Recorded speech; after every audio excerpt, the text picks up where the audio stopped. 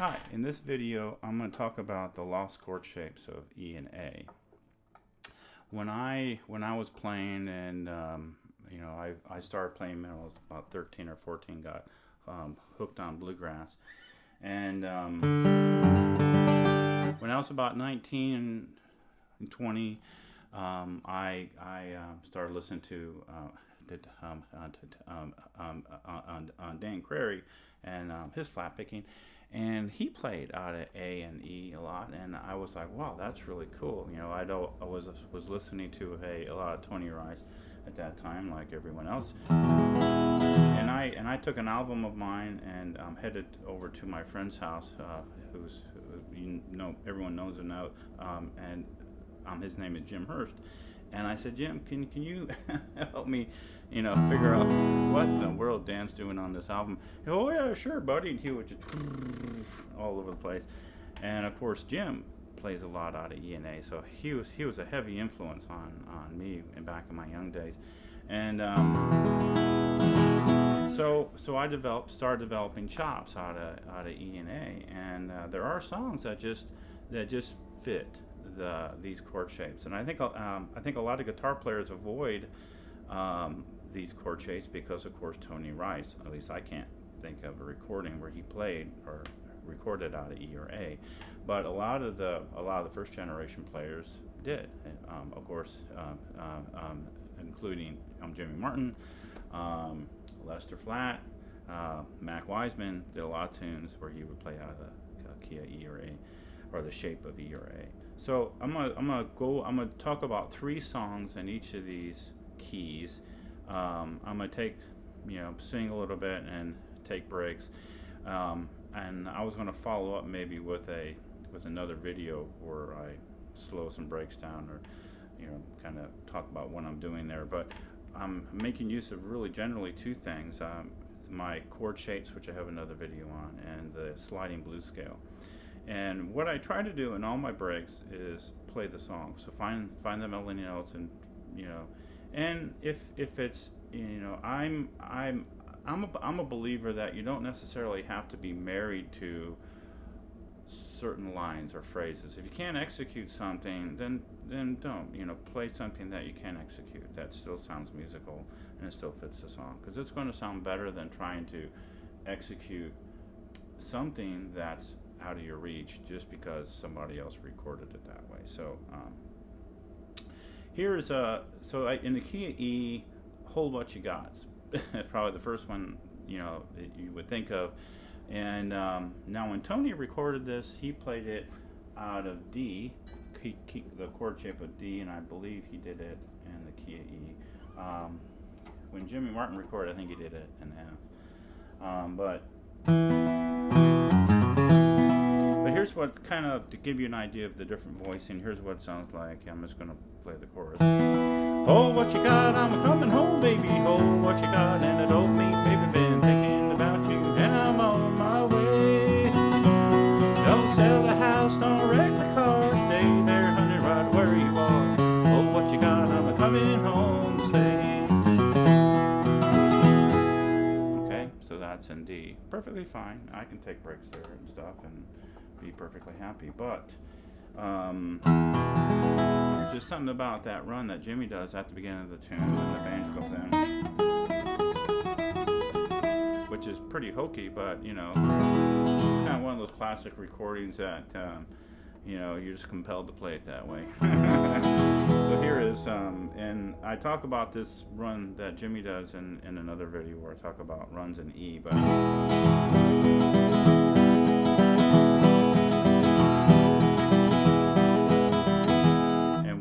I'll do is I'll insert a note. Well,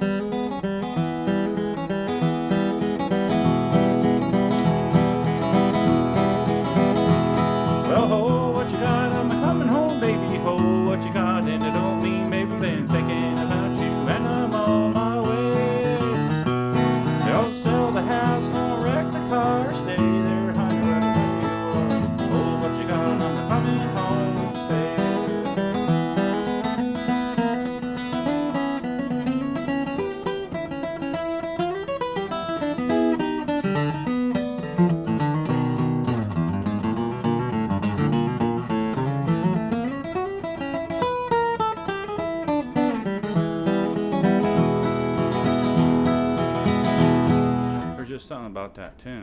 it sounds really cool in the key of E, arch chord shape of E. The next one in the E I'm going to discuss is Blue Railroad Train that Tony Rice did, and he again put his capo either second fret or third fret wherever he sang it, but and he does that bridge that everyone tries to learn.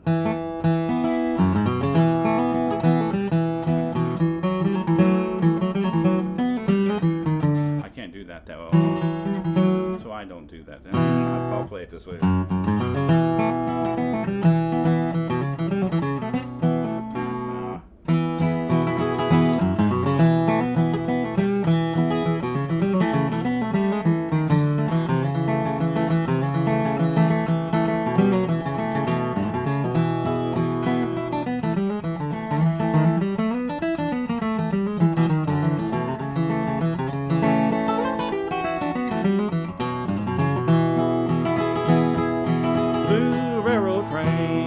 Going down the railroad track makes me feel so doggone blue to listen to the old smokestack.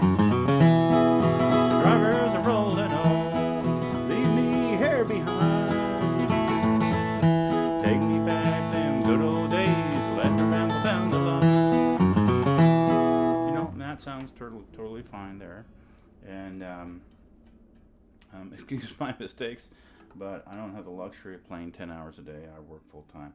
So, just the way it is. And COVID, I'm not playing as much out. So, but here's what it sounds like. Yeah, the key E, or chord shape of E, rather.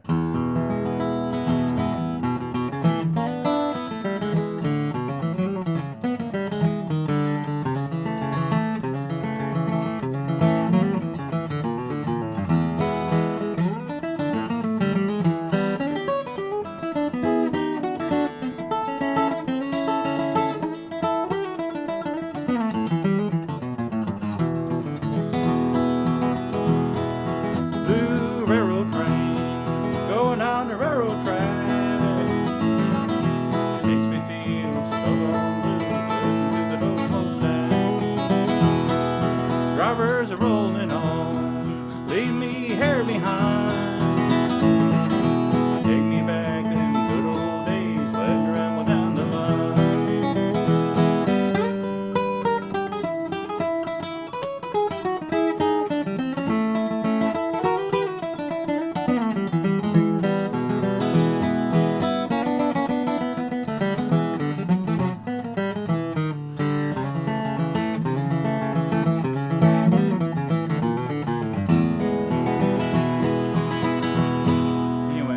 idea. I messed up a little bit there, but whatever. I'm not gonna do 50,000 takes of this just to make my breaks clean.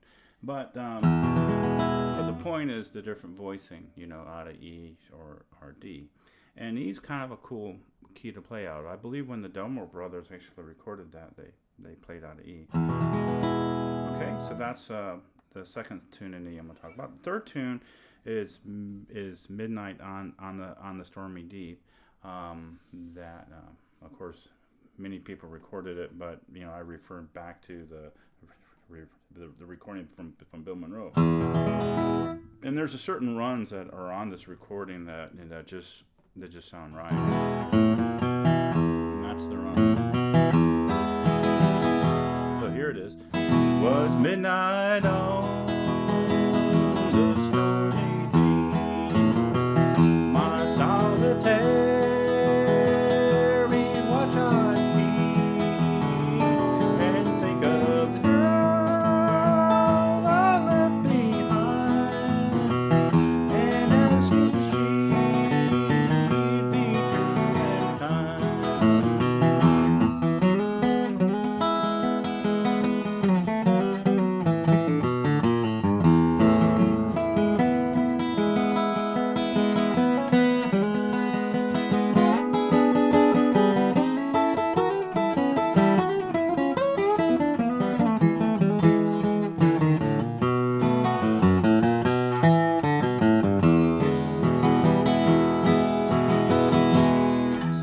another last one I'm going to talk about in E, but you get the idea. The different run possibilities are there, And again, it was recorded that way, and I'm not necessarily a proponent that you've got to play it exactly how it was recorded, but there's just it's just you're compelled, when you play that tune, to put those runs in there, because there's just a certain rightness about it.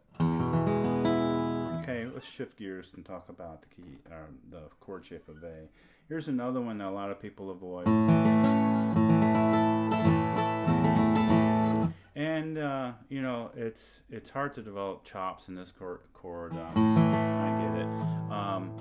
But you want to try to learn how to play this chord with a barred first finger, so these other fingers are available to do your run.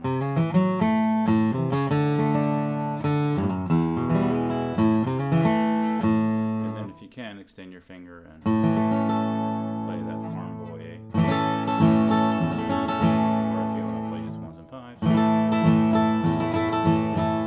So the first tune that I'm going to talk about in this chord shape, again, it's just a certain rightness about it, is The Walls of Time, written by Pete Rowans and Bill Monroe. And Pete probably wrote most of it, but I don't know. I've never asked him about that. But Pete loves to play this tune, and he's got that heavy right hand that really makes that run sound good. When this was recorded, actually Roland White probably played this, the run. That's the run.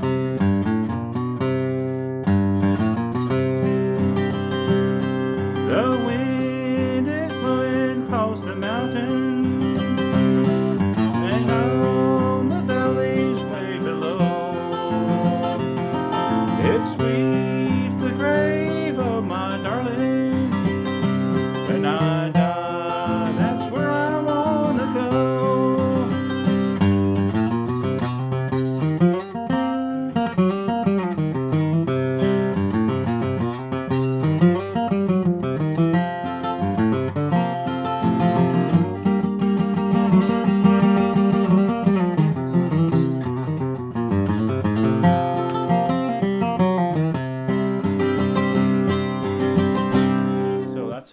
One thing you get out of A is you get that lower octave, so you can really. And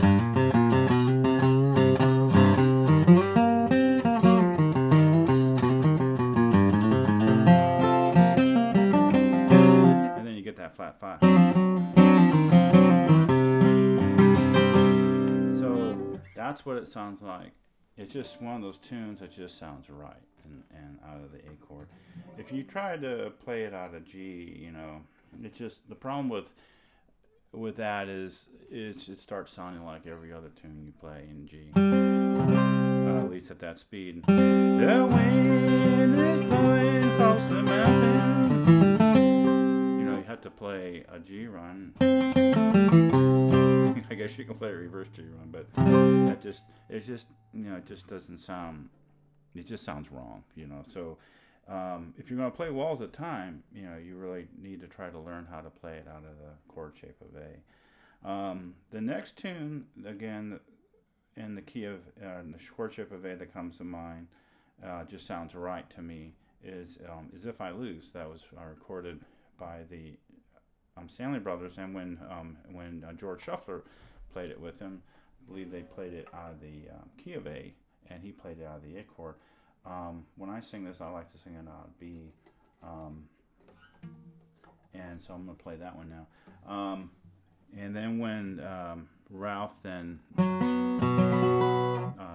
had his own band, he was touring, the guitar player he had, either Derek Sparkman or somebody, they put on the 4th fret, and they would do this run differently in the higher octave. But this, but there's a break that the guitar player does, sounds like this.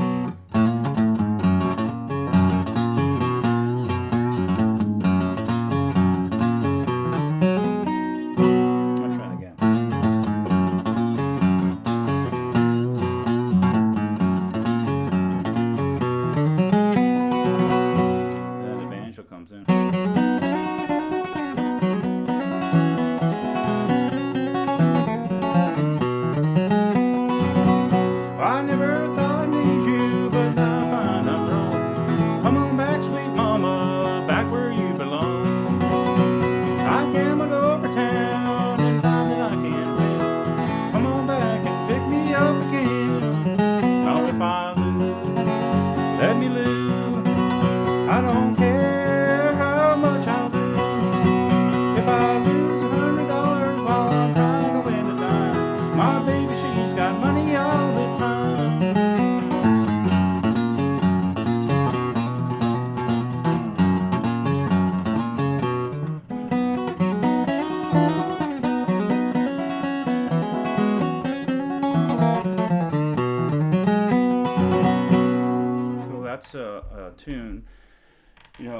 it just sounds cool out of the chord shape of A. And what A gives you is that lower octave, so you can.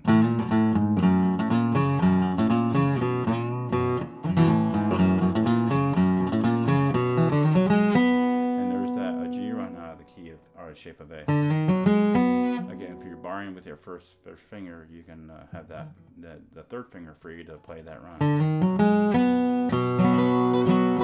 Okay.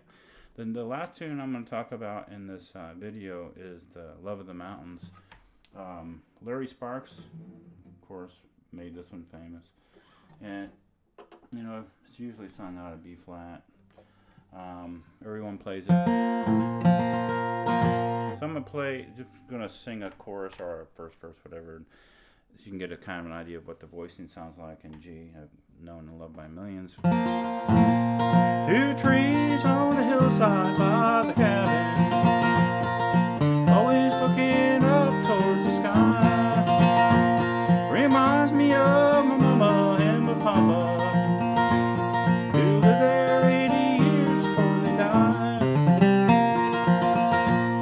Okay, so yeah, everyone sounds pretty typical.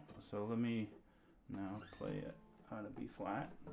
And this is, again, no one's really played it, but I like the way this sounds here as you get those lower strings. Now let's see. Now there's a bright moon shining in the valley. That old wagon leans against the stack of hay. 2 graves on the hillside by the cabin. My mom and dad are resting there today.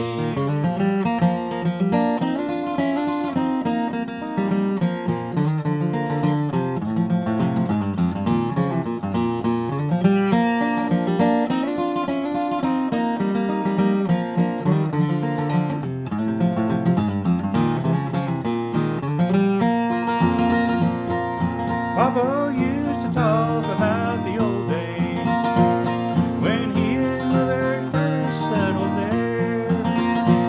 They spoke about the love of the mountain that he and Mother shared together there.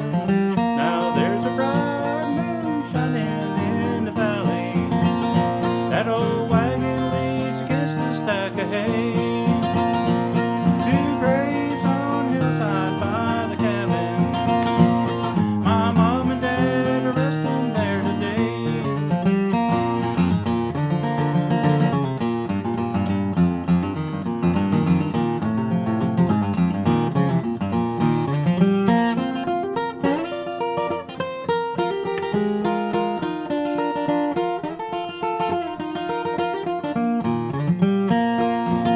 Now there's a bright moon shining in the valley. That old wagon leans against the stack of hay. 2 graves on hillside by the cabin. My mom and dad are resting there today. Alright, so I'm going to close out this video. Again, I might follow up with, leave some comments if you like about some of the breaks I'm doing. And, I'll maybe go through these and slow them down and talk about what I'm doing in terms of the breaks. Okay, take care.